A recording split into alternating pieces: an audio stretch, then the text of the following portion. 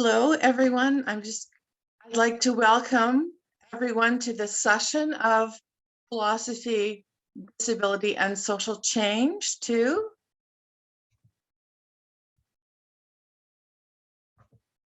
My name is Shelley Tremaine, and I will be chairing the session as well as moderating the Q&A. I'm a white settler with short hair, and I'm wearing large black plastic glasses.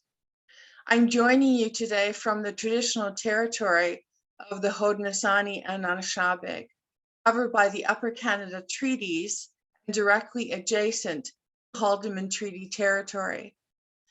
As a settler, I want to offer the lessons of this session with respect for and in solidarity with Indigenous peoples of Turtle Island and other colonized settler states. Our presenter in this session is none other than the fabulous Andrea J. Pitts. Andrea is an associate professor of philosophy at the University of North Carolina at Charlotte, where they are also an affiliate member of various other departments, programs, and research centers, including the Department of Africana Studies, the Latin American Studies Program, and the Women's and Gender Studies Program. With Mariana Ortega and Jose Medina, Andrea co-edited Theories of the Flesh, Latinx and Latin American Feminisms, Transformation and Resistance, published by Oxford University Press in 2020. With Mark Westmoreland, they co-edited John Bergson, Examining Race and Colonialism through the writings of Henri Bergson, published by SUNY Press in 2019. And in 2021, they published a monograph with SUNY Press entitled Nos Otros, Gloria y Anzaldúa, Multiplicitous Agency and Resistance, which offers a sustained discussion of Anzaldúa's relevance for disability justice scholarship and activism. Andrea discussed the contents of the book with Sarah Tyson on a recent episode of the New Books Network podcast, and Andrea has now put a link to that podcast episode in the chat section of our Zoom. I'm delighted that Andrea will share their wisdom with us today in a presentation entitled Movement, Militarization, and Monetization, Examining Migration Through a Disability Justice Framework. Just to remind you, Andrea will speak for approximately 30 minutes, and then for the remainder of the session, we will have a Q&A.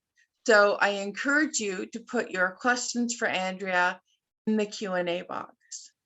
Before I turn things over to Andrea, I also want to remind everyone that captioning is available for the session.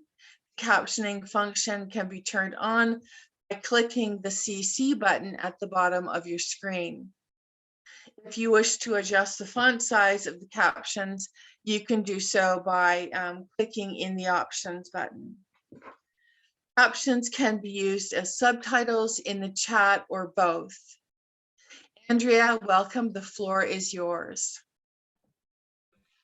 Thank you. Thank you so much, Shelley, and hello, everyone. I'm Andrea Pitts, pronouns they, them. I'm a light-skinned, biracial, transmasculine Latinx person of Central American and Anglo-American descent. I have straight, dark brown hair cut to a fade, dark brown eyes, a wide smile, and I'm in my late 30s. I'm wearing a red, gray, and black plaid shirt. And I'm really happy to be with you all today and to be part of this fantastic event organized by Shelley and Jonathan. I'm going to share my slides here with you all to follow, to hopefully allow folks to follow along. I'll also try to pay attention to the pace of my speech for the transcription accessibility. And also I want to note that in the slides, I'm sharing the link here. There are image descriptions and hyperlinks embedded throughout, so please feel free to follow along there.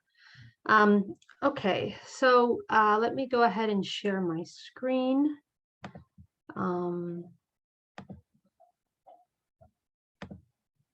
Okay.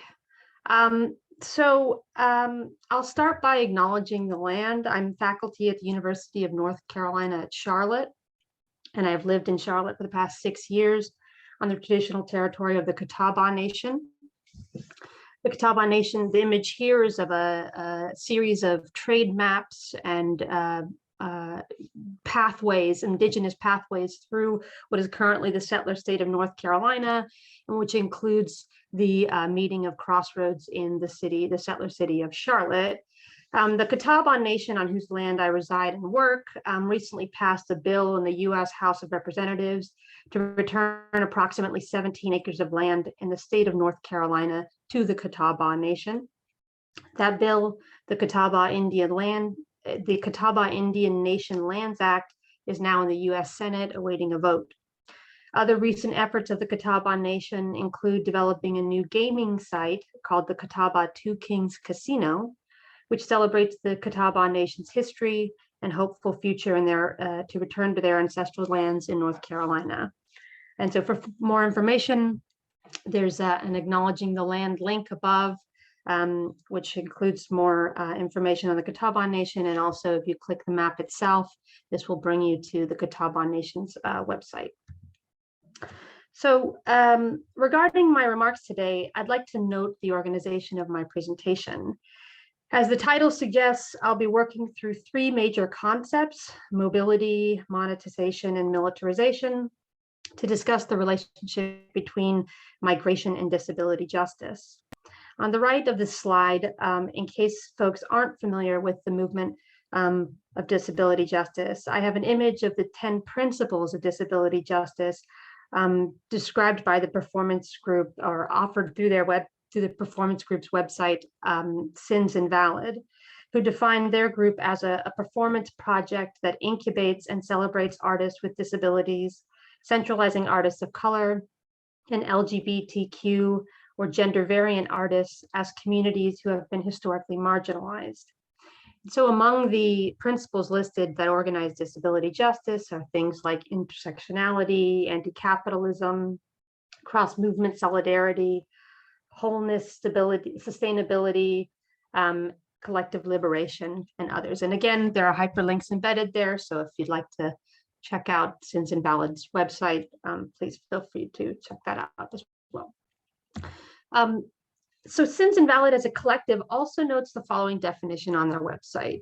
And they write that they define disability broadly to include people with physical impairments, people who belong to a sensory minority, people with emotional disabilities, people with cognitive challenges, and those with chronic or severe illnesses. They continue, quote, "We understand the experience of disability to occur within any and all walks of life, with deeply felt connections to all communities impacted by the medicalization of their bodies, including trans, gender variant, and intersex people, and others whose bodies do not conform to our culture or culture's notion of normal or functional," end quote. These last few clauses lead me to seek to explore a series of factors that link migration and disability, and that outline additional parameters of normalization, saneism, ableism, and healthism. And what I offer here today are some sketches of a broader chapter and perhaps larger project that I'm beginning to work through with you all here today. And so I am looking forward to your comments and our discussion. Okay, so I want to begin with some prescient words by Mansa Mirza on the analysis of the relationship between disability and displacement. Mirza writes that, quote, "Both disability and displacement represent a disruption of the natural order of things," meaning the social categories that modern societies tend to be grounded in. Referring to both displaced refugees and disabled people and displaced disabled people, Mirza elaborates that assumed natural categories like nation states and national boundaries, as well as notions of personhood and normative ideals of health and embodiment, present themselves as givens. Additionally, Mirza likewise criticizes the responses and humanitarian approaches to returning disabled and displaced peoples and displaced disabled peoples into whatever the terms of normalcy will be, whether that be something like citizenship or able-bodiedness. Such humanitarian responses are also at the heart of systems of confinement, institutionalization, assimilation, mainstreaming within schools and labor sectors, refugee camps, asylum detention, and transnational aid industries, seeking to direct these populations back into the assumed state of normalcy and belonging within the legal and normative relations of the nation state. To understand this process, Mirza and other scholars examining the interconnected relationships between disability, displacement, racism, and colonialism, we have authors like Nirmala Aravelis and Jasbir Puar, who provide the language of disabling processes and debility. And there are also assemblages these are assemblages or processes by which people become subject to patterns of racialization, capitalistic exploitation, and expendability. Likewise, such a processual rather than simply an individualistic rights-based or identity-based framework seeks to explain the piecemeal and often normalizing patterns of inclusion for disabled people within neoliberal logics of market expansion and nationalisms. I'm going to talk about a few of these concepts now. Not all of them, though. I want to. Notably, David Mitchell and Sharon Snyder discuss the term peripheral embodiments to frame the constitutive outside of such neoliberal inclusionist efforts. They note sites of interaction between fantasies of normative bodies and disabled bodies that give life to the fictionality of normativity exclude some inhabitants to a greater degree than those enjoying status among the newly tolerable within neoliberal diversity initiatives. So they continue and they use this phrase peripheral embodiments. They say within neoliberal inclusion schemes, those occupying peripheral embodiments cannot be adequately accommodated even under the most liberal, fluid, and flexible diversity doctrine, given the inbuilt limits of community infrastructure, reasonable tolerance, limited economic resources, and traditional historical expectations about who will share the rapidly dwindling commonwealth represented by public and private spaces. Additionally, Mitchell and Snyder refer to the government and corporate inclusion paradigms operating under terms of what they describe as able nationalism, whereby selective forms of inclusion, say for rights, for recognition, for rehabilitation of disabled people, perform the nation's representation work. In their words, perform the nation's representation work as a symbol of expansive progress and the necessity of our current global economic markets and domestic and foreign policy. So think here, for example, of inspirational stories of disabled veterans of war, or programming for cognitively and developmentally disabled people who are lauded for their productivity within workplace settings. For our purposes here, their emphasis on this desire, they say, to export a framework for disability is quite important. The shoring up of economic and normative capital, such that a nation state's model of disability inclusion is considered as an ideal for the world to follow, is something I'd like to unpack. Consider in this vein the following example from Mitchell and Snyder. One of their examples is of John Kerry, the former Secretary of State under Obama and currently the Special Presidential Envoy for Climate under Joe Biden, stating in 2013 that the US Americans with Disabilities Act sets the, quote, gold standard for the rest of the world. And he notes, now we must export that gold standard. Those are Kerry's words. So he writes, now proposing an international disabilities treaty, quote, in 4 simple words, the treaty says to other countries that don't respect the rights of disabled people, be more like us. To countries that warehouse children with disabilities, be more like us. To countries that leave children to die because they have a disability, be more like us. To countries that force children with disabilities to abandon education, be more like us, end quote.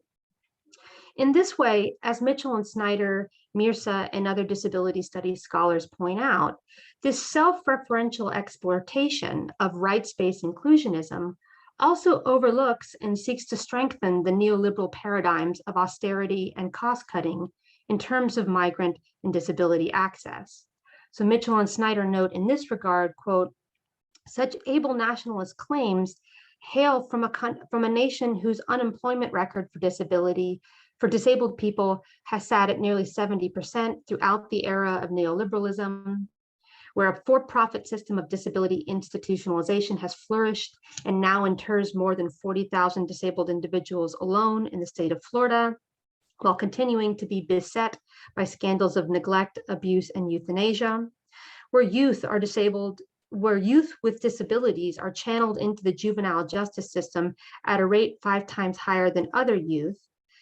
In these contexts, people with disabilities and illnesses in need of medical treatment experience widespread neglect of their health needs that often result in death in a for-profit prison industrial complex that now boasts an unfathomable 7 million prisoners held in the country, the US incarcerating more of its people than any other nation on earth. Accordingly, I raise these concerns regarding the exploration of a nation state's own biopolitical organization of disability to understand migration. And to further unpack this and the implications for the relationship between migration and disability, I want to turn to one final key term from Shelley Tremaine's work regarding the biopolitical organization or management of disability. So in Tremaine's work, she notes that disability should be understood as an apparatus, which is to conceive of it as a far-reaching and systemic matrix of power that contributes to, is inseparable from, and reinforces other apparatuses of historical force relations.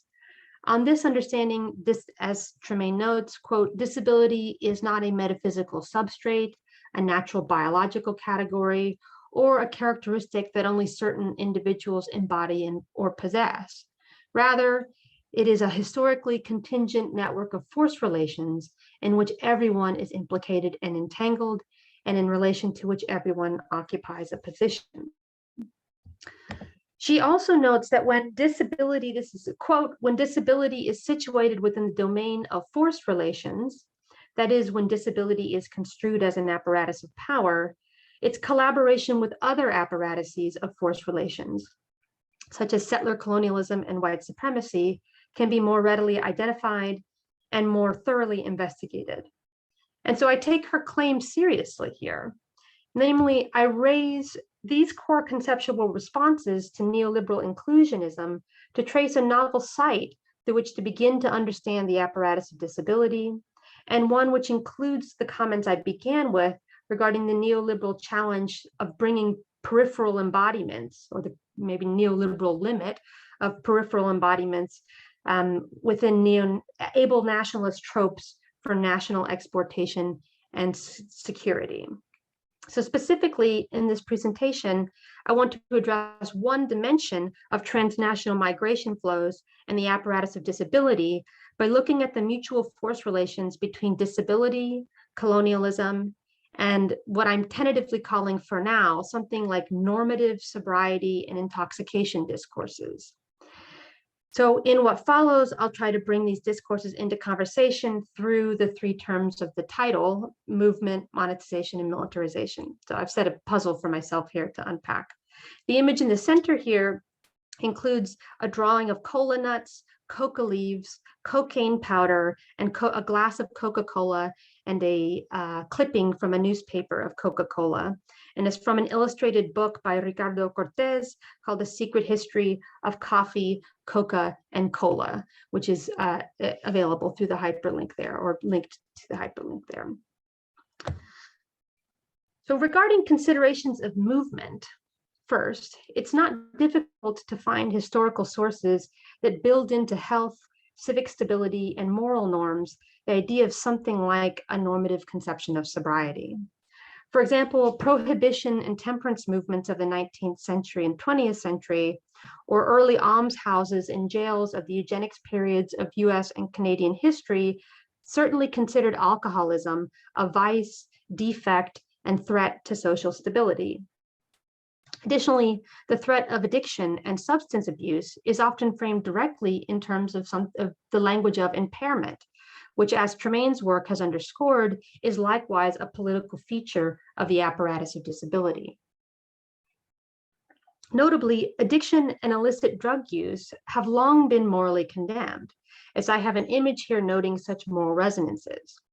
The image in the center, titled Alcohol, Death, and the Devil by George Cruikshank, seeks to demonstrate the moral terms and fears surrounding 19th century perceptions of alcohol.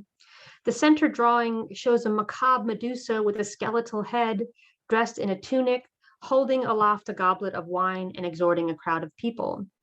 Behind her stands a devil who joins in the exhortation. And then the description follows: Cruikshank was a popular illustrator and satirist who began campaigning against alcohol, especially gin, in the 1830s.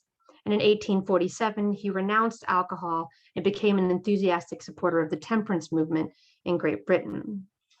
On the left side of the screen, we have a US temperance advocate, Benjamin Rush's moral and physical thermometer from 1784, which tracks different liquors or drinks and their effects, measuring things like health, wealth, serenity of mind, reputation, long life, and happiness, tracked with water, milk, and small beers.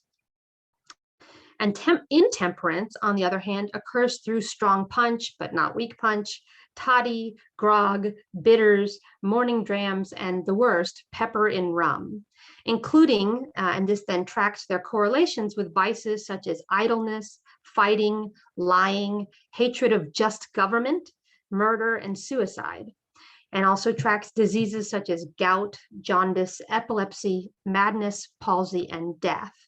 And then finally, the intemperance tracks with punishments such as debt, black eyes, rags, hunger, almshouse, workhouse, jail, whipping post, and gallows. Here we find not only the moral condemnation of alcoholism and drunkenness, but also, according to historian Jessica Warner, we see that the modern conception of alcohol addiction as a progressive disease began very early, in fact, in early 17th century Britain, for example. So Warren writes, as early as 1619, we find descriptions of drunkenness as a dropsy-like disease, or as a drunkard's disease, or as a dangerous dropsy and disease, for example. We also find a close relationship between a disease and addiction as early as, in this way, we find a close relationship between a disease and addiction as early as the 17th century in Europe. And this pathology carrying with it tropes of moral depravity and ill repute. In this sense, we find both temperance movements as politicized efforts to control addiction and disease, and we also find the social control and institutional confinement in almshouses, workhouses, and jails to control the circulation of addicts and drunkards in social contexts. Lastly, regarding movement and colonialism, the third image on this slide on the right is a postcard which began circulation between 1903 and 1904 and depicts Chinese men lounging in an opium den in San Francisco's Chinatown. Such postcards of opium dens were quite popular during the late 19th and 20th centuries. And the racializing image here links the moral vice of opium addiction to Chinese migrants in California. Notably, these postcards followed a peak period of migration of Chinese people occurring during and after the Opium Wars in the mid to late 19th century, and which led to some 10 million Chinese migrants leave the country during massive upheavals between Britain and China. Notably, China was at a trade advantage in the late 18th century and early 19th centuries because British markets demanded tea from Chinese exporters. This is a very truncated story that I'm providing. Given that the history is portrayed that the British had little that would be of interest to Chinese markets at the time, the claim is that the British began importing opium from India in mass quantities, first legally, then illegally, to allow the British to gain control of markets in Canton ports at the time. Notably, in 1813, China had outlawed the smoking of opium and treated opium users as criminals, punishable with up to 100 lashes per offense. The outcome of the Opium Wars was not only drastic economic consequences for China, but also the British colonization of Hong Kong in 1841, which lasted over 150 years. So let me keep moving for the sake of time. We also find transnational implications of normative sobriety and intoxication discourses taking shape under neoliberal guises today. So I'm jumping around historically, but these are sketches, as I mentioned. As Mitchell and Snyder note regarding the shift from liberalism to neoliberalism, quote, where liberalism recognized some bodies as normatively capacitated for a competitive labor market and other bodies as non-productive due to their incapacitation, neoliberalism tends to produce all bodies as languishing through excessive demands of productivity, exacerbated social anxieties, and excessive exposures to toxic environments in order to exploit new treatment markets, end quote. Regarding movement, we find the shift from addiction as a moral flaw to a medicalized condition under today's neoliberal health discourses. We find not only remnants of moralism with recovery programs like Narcotics Anonymous and Alcoholics Anonymous, but also addiction as a science of the brain and as having physical effects. In this, as the infographic in the center depicts, everything from reproductive health, like erectile or reproductive and sexual health, like erectile dysfunction and irregular menstruation, to brain damage, which links diabetes and obesity, to linkages with diabetes and obesity are part of our contemporary discourses of sobriety and intoxication. Regarding colonial dimensions of the biopolitics of recovery and addiction, Indigenous authors such as Tanana Athabaskan scholar Diane Millian and formerly incarcerated Lakota Sioux activist and author Little Rock Reed argue that programs designed to enforce and reify individualist Christian narratives of recovery and redemption fail to address the realities of Indigenous people. For example, Reed critiques step 2 of the 12 steps of Alcoholics Anonymous programs that require that a belief in a power greater than ourselves and only a power greater than ourselves may restore us to sanity, end quote. First, Reed argues that this embrace to shift to sanity is a description of alcoholism that requires Indigenous peoples to embrace insanity. However, as racialized authors ranging from Frantz Fanon to Leah Lakshmi Samrasina have suggested that for some people of color and colonized people, the labels of insanity can be used as a weapon to enact further paternalism, exploitation, and colonial patterns that reinforce the normalization of settler body minds. Reed also critiques the very real factors of settler colonialism and the importation of alcohol into Indigenous communities that have impacted the lives of Native peoples, and that nowhere in Alcoholics Anonymous or Narcotics Anonymous programs do forms of environmental and social conditions of harm or violence, such colonial violence, play a role in the recovery process for participants. Lastly, Reed offers a key insight that for incarcerated peoples, participation in Narcotics Anonymous and Alcoholics Anonymous programs is often a requirement to be considered for parole. And thus, this normalizing, ableist, and individualizing process becomes necessary for being considered worthy of early release from a criminal sentence. And I have a link to Reed's paper on this if you click the 12-step program link on the left. And just for the sake of time, I'll continue. This also segues into a term from my title, monetization. Accordingly, there's big money to be made in the apparatus of sobriety and intoxication, from caffeine-free coffee to hangover cures and foods, to the high costs of naloxone to prevent deaths from opioid overdoses, to the tremendous spending of the war on drugs. And on this slide, I have an image from an ad for Wingman sparkling water that appears it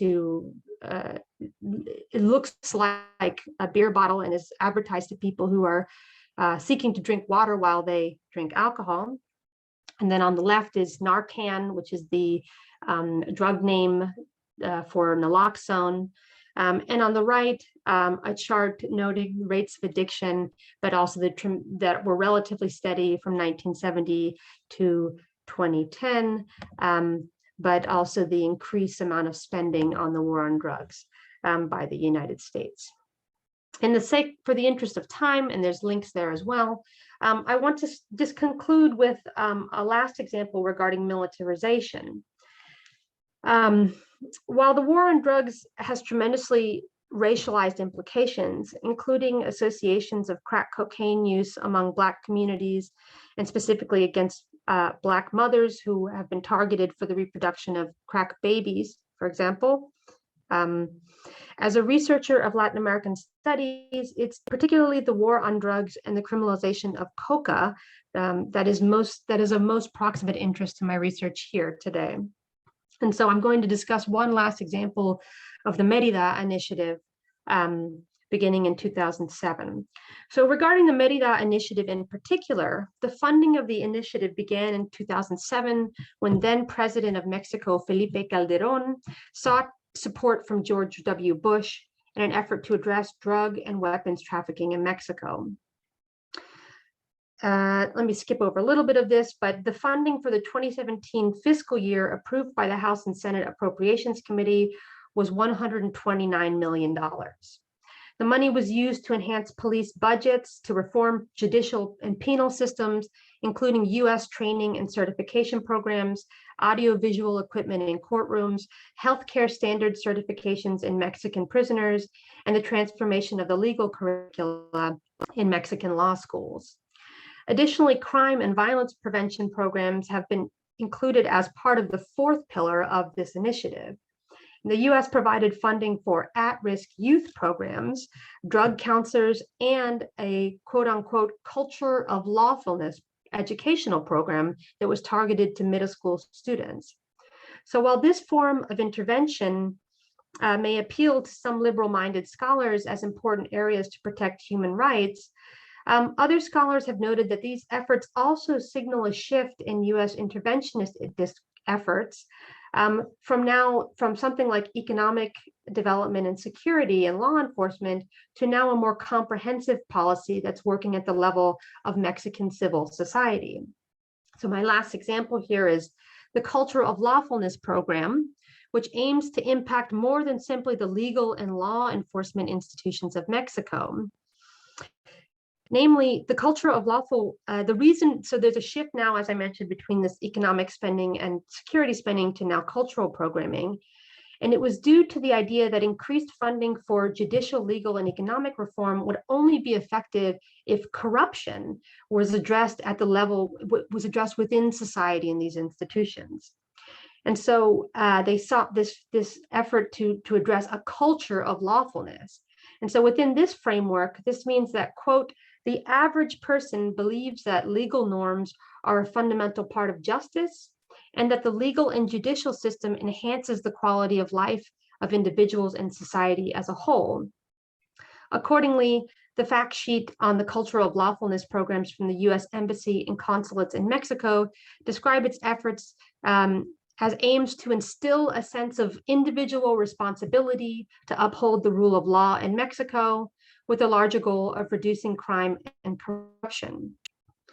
And so we see these, for example, now pointing to corruption as a justification for addressing seemingly deviant behavior and antisocial mindsets through things like educational reform, the private sector, and other public campaigns aimed at individual choice to value and uphold legal norms. And so in this sense, we see the culture of lawfulness programming being targeted at the hearts and minds of Mexican citizens. So my suggestion here is that the shift to the hearts and minds of citizens is itself the kind of able nationalist exportation of policy mentioned above, whereby US citizens are presented as resilient against corruption and against the distribution and pernicious effects of illicit drugs, while Mexican children must be inculcated with an individualizing responsibility for preventing the distribution and use of illicit drugs. However, this exportation of drug policy exists alongside the neglect of the health and safety of drug users in the United States. For example, prison abolitionist and legal scholar Dean Spade raises the point that even policies like the Americans with Disabilities Act of 1990 specifically identified drug users as people to be excluded from protections aimed at eliminating stigma from health impairments, end quote. Specifically, the ADA's description of disabilities directly shifted from previous legislation by defining persons who were current illegal drug users as excluded from the category of a qualified person with disability.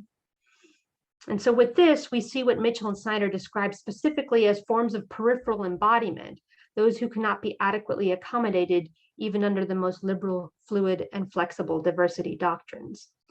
In this sense, so this is the last point I have, I'd like to continue this analysis, and as other scholars have offered and activists, to explore patterns of migration, incarceration, and forms of displacement across Latin America caused by the effects of the war on drugs. So there are plenty of examples of this, from things like the Plan Colombia to the US training of militias and cartel members, and also environmental degradation, which is the next stage of this analysis. So thank you. Thank you so much, Andrea. That was a tremendously provocative, thought-provoking, and expansive discussion. You've given us a lot to think about, and I'm sure we will have many questions. To start us off, Jonathan has a question that he would like to ask. Thank you so much. Andrea, that was an incredibly wide-ranging and detailed talk, and with the title, I wasn't sure what we were going to get. So it's quite amazing to see how the ideas developed. But I suppose I want to bring us back really to the theme of disability here, because this is really just a clarifying question, really, on the scope of your project. So as I understood it, you're taking principles that have been developed in relation to disability justice, and you want to apply them to issues around migration. Is that right?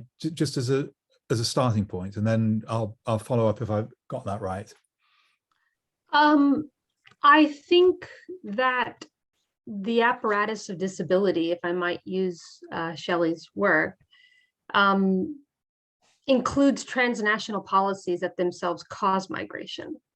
So I think that's maybe a more direct way of stating it, if that makes sense. So I'm just trying to see all the pieces fitting together as well. So the discourse around alcohol and sobriety, which is fascinating in itself, and I've taken some screenshots of your slides there, which are quite amazing. But so how does that fit in then to the overall project? Well, I think so. This is why I think the language of peripheral embodiment is very important. So what are the limit cases of neoliberal diversity and inclusion within kind of disability policy? And one of the kind of first indicators of this for me was the ADA's exclusion of current illegal drug users from disability benefits, and that, which is distinct from the UK and from Canada. But what's interesting to me is also this desire, say for the John Kerry note about exportation of policy, is that this is now part of a much broader apparatus of the exportation of US policy to be used to be offered as a model for disability protections. And so I think that's I'm critical of that move precisely because I think what Mitchell and Snyder are describing as these peripheral embodiments are very important to keep our attention on. So how it is that either illicit drug users or illegal drug users have been created as a category, right? Has been created as a category that is then a kind of liminal or regional or limit case of inclusion. But then also we can think much more broadly in this sense, because if you look at the war on, let's say now shifting to a broader lens on the war on drugs, I had an image of coca leaves. And of course, the 1961 transnational conventions on drug policy aimed to criminalize coca leaf, which is, of course, has been used for millennia by indigenous communities in the Andes, who are now themselves viewed as deviant and as potentially participants within a drug trafficking industry. So that's been criminalized on the one hand, while the US itself can be the single sole importer of coca into its nation state. So these are, I think at that level, we're also talking about peripheral embodiments transnationally with respect to who becomes criminalized as deviant, who becomes criminalized or who becomes treated as in the cultural of lawfulness program, those who are culturally corrupt. I think this is a very important category of analysis because we see that then playing a role in anti-migrant, anti-Mexican, anti-Central American policy in the US that has, not only been, having massive amounts of neglect and abuse at border regions, but also, very much having, I think, many impacts on how it is that Latin American and Black migrants in the United States are treated today. So I do think these are connected, but I know there's a lot of pieces there. So I don't want to, and like I said, these are sketches to some extent. So I'm trying to also figure out what the defining thread is. And the closest thing I can kind of bring into proximity right now is something like this apparatus or normative conception of sobriety and of this regulation of what forms of intoxicants are viewed as, fun and worthy of being commodified and regulated. And so like I've been in Canada for the last semester in Toronto area, and also near the Haldimand Tract, and this, again, recreational cannabis is another one of these cases in which the government regulation of that is a new kind of inclusionism and opening up of markets, but which itself, I think, continues to have these kind of peripheral forms of embodiment. So safe consumption sites is a very easy one in Canada to think about, because very few of them include services for inhalation drug users, whereas most of them are for injection drug users. So again, those are ways of thinking about where the peripheral embodiments are being produced. Okay, thank you. I mean, now you're on that subject. I spent some time some years ago on a number of committees looking at recreational drug use and trying to think about how to tidy up and improve regulation. Of course, the first thing you find is that regulations bear no relation to harms of substances, and you have to look at chance historical events, or at least what look like chance historical events, and the philosophers and the scientists on these committees could just make no sense of any country's regulations, whereas sociologists had a much easier time thinking in terms of accepted and unaccepted behavior, or who's inside and who's outside. And there was one fantastic example where the David Nutt, I think, who was at that time the chairman of the committee, the Scientific Advisory Committee, compared the risks of taking ecstasy with the risks of horse riding. And he pointed out that, roughly speaking, there was a similar number of deaths, and people do it for the same reasons, for a sense of excitement and so on. And he was completely vilified. He had to resign his position. And MPs were saying, well, my constituents know the difference between healthy horse riding and unhealthy drug use.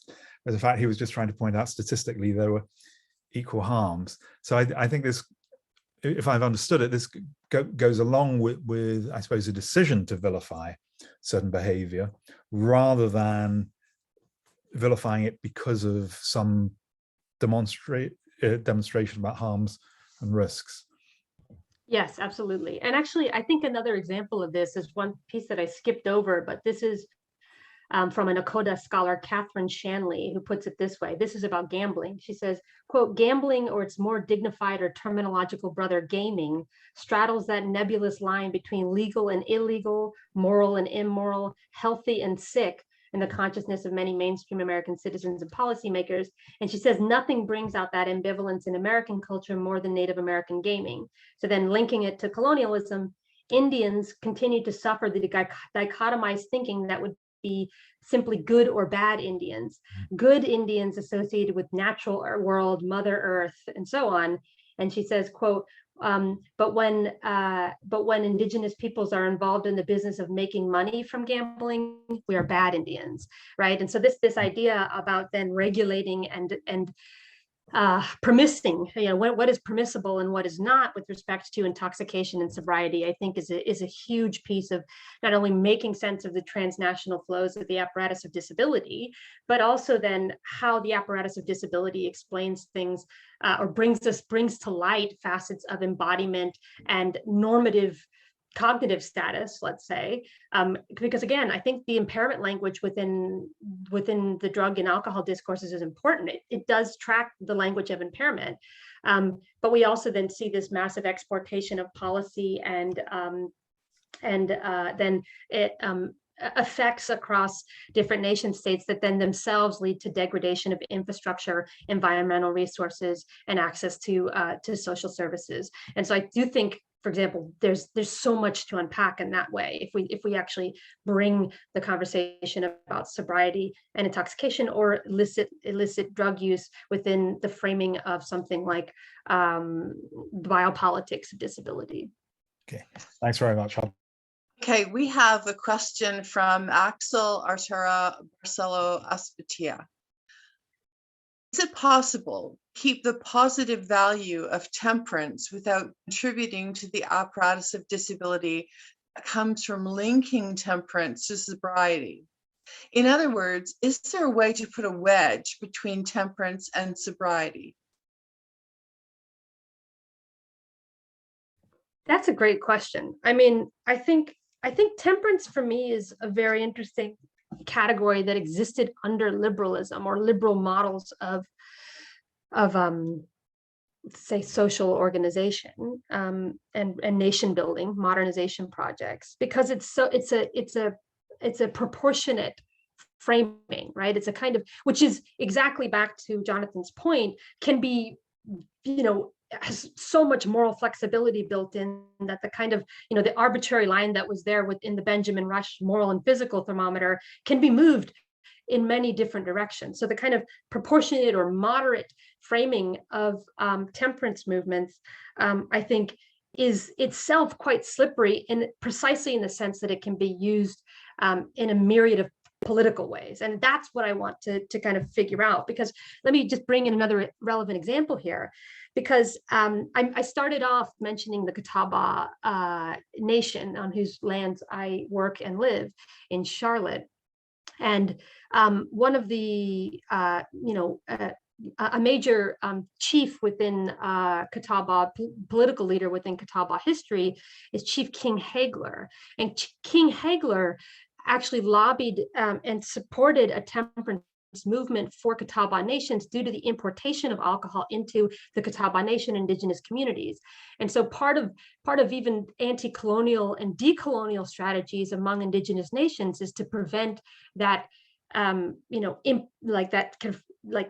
influence of alcohol within indigenous communities. And of course, indigenous communities have long been stigmatized and discriminated and harmed through the idea of associating indigeneity with alcohol in Canada, as well as the US and elsewhere. So I think like in that way, temperance is not, it doesn't have like a singular moral valence. And I think if I understand your question, the question, Axel, then I think that's exactly the kind of layers that I want to unpack. To what extent is temperance used as a kind of moralizing sense, and is temperance or even prohibition used in a sense that is also attempting to kind of push against more, let's say, in the context of settler imperialism, the kind of framing of settler notions of permissibility of sobriety or of intoxication. So I don't know exactly how to frame that. So if you have suggestions, that would be very helpful as well.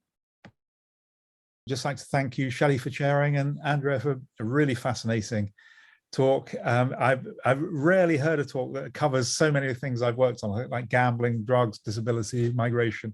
It's really wonderful just to see them all put together in that way, and it learns a great deal. So thank you so much.